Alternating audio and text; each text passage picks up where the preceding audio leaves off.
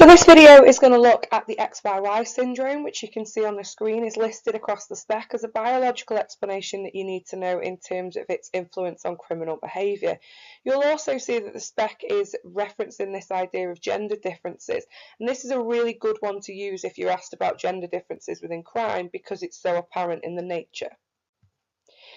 So XYY syndrome, what is this? Well, it's this idea that people with XYY syndrome are born with an additional chromosome, an additional Y chromosome, which can lead to things like being taller than average, having persistent acne, and it can also mean that they've got an increased risk of learning problems as well.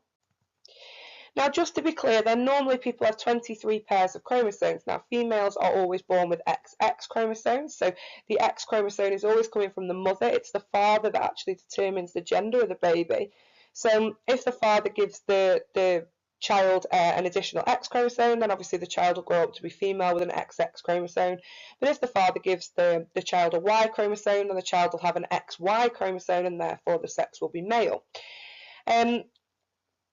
Now, in a very rare occasion, then this idea of a child being born with an additional Y chromosome can lead them to have an additional chromosome, so 47 pairs instead of 46 pairs, and therefore will have XYY chromosome. Now, it's worth noting here how rare this is. It's actually only 1 in 1,000 people that this happens to. But it developed around, well, it was discovered rather, within the 60s through blood samples to see if criminals had any chromosomal abnormalities that may have had a cause of their criminality. Now, some quite famous serial killers that you might have heard of have been linked to have XYY chromosomes, such as Arthur Shawcross, and other people who have been convicted of some serious crimes. Now, these males with an XYY chromosome, this isn't necessarily inherited, so it's not a direct link to us in terms of whether criminal behaviour is genetic, but it is an idea of us being able to determine whether this development of criminal behaviour is biological or not. Now, as I said previously, this is affecting 1 in 1,000 people, and it can lead to things like extra participation in sport, particularly contact sport. It can lead to them being taller than average, maybe lower levels of intelligence. But all of this information, and it's worth talking about this immediately, is not cause and effect. It's obviously correlational. What they actually do is that they compare people with XYY chromosomes with their siblings to see if there's any changes or stark differences within the behaviour across the both.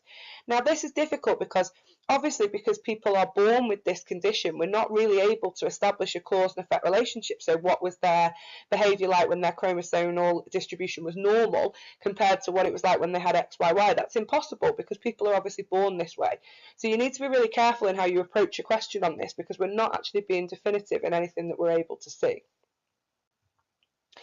Just very quickly, the only question that's come up so far on XYY across the exam was a 4-mark describe question, and it literally just said, describe XYY chromosome as an explanation of criminal behaviour. But you can see here very clearly that they are just asking for 4 facts, really. So you get a mark for saying 1 in 1,000 are born with an extra Y chromosome, so they've got obviously 47 pairs. It might lead to them being slightly taller, having a slightly lower intelligence than their siblings, and it can also lead to the males being more impulsive and having behaviour problems, and partly because they're more physically active, which can lead to more antisocial behaviour. The biggest point I'm trying to make to you here, though, is this understanding, and you need to make sure this comes across really clearly in your answers, that this disorder is always just compared to siblings. And you can see again on the mark scheme here that it's consistently being referenced, this compared to siblings. And it's that awareness and that understanding and being able to show this to your examiner, that you understand that this is a condition that doesn't give us a cause and effect understanding of what causes criminal behaviour. Just quickly then, so Tailgard in the 80s, he actually took blood samples from 30,000 men and found that only 12 of them had XYY chromosomal abnormality, whereas 16 of them had XXY chromosomal abnormality. But what they did find is that actually those 12 with XYY were more aggressive than XXY. So it is that first little piece of research starting to indicate this idea that participants or offenders with XYY chromosomes are more aggressive than others. We've got to be careful though, because as I previously mentioned, this is 1 in 1,000 people. So it's really difficult for us to get a large sample, certainly one that is generalisable enough to us to understand, in terms of determining whether this is a direct cause of criminal behaviour, specifically violent crime. I've also mentioned previously this idea of one of the key symptoms of suffering with XYY chromosomal abnormality is a learning difficulty and a slowness within their ability to learn.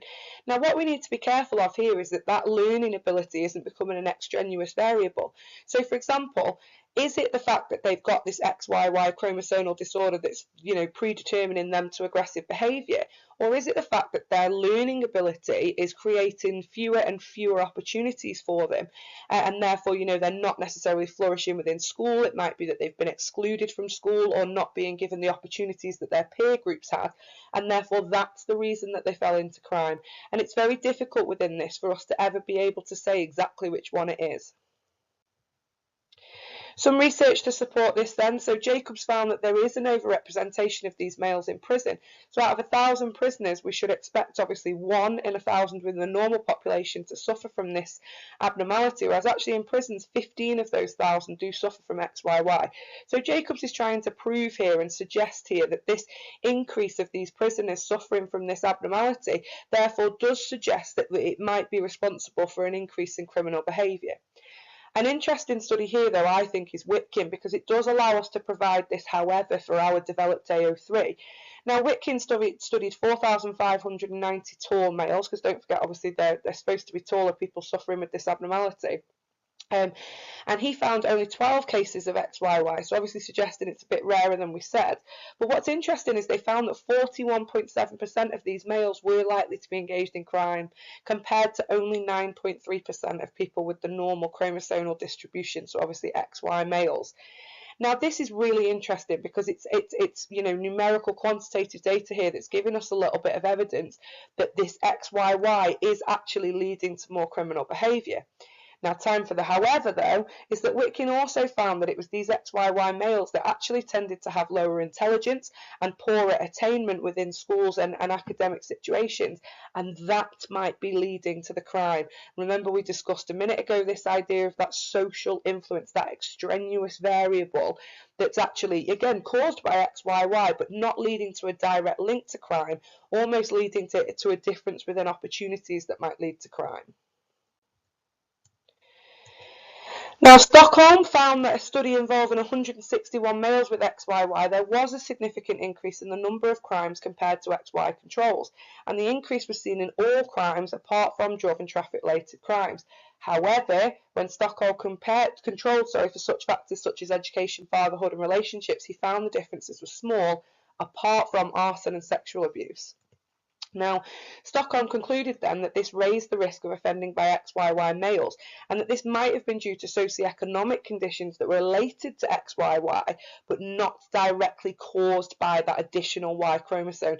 And I think if you think of your essays for this as like a funnel, I think this is a really good kind of point to lead into toward the end of your essay, where you're again challenging this idea of a cause and effect relationship here, and actually saying, is it XYY that's directly causing an increase in criminal behaviour, or is it the social factors that can be caused by XYY that might be leading people into crime?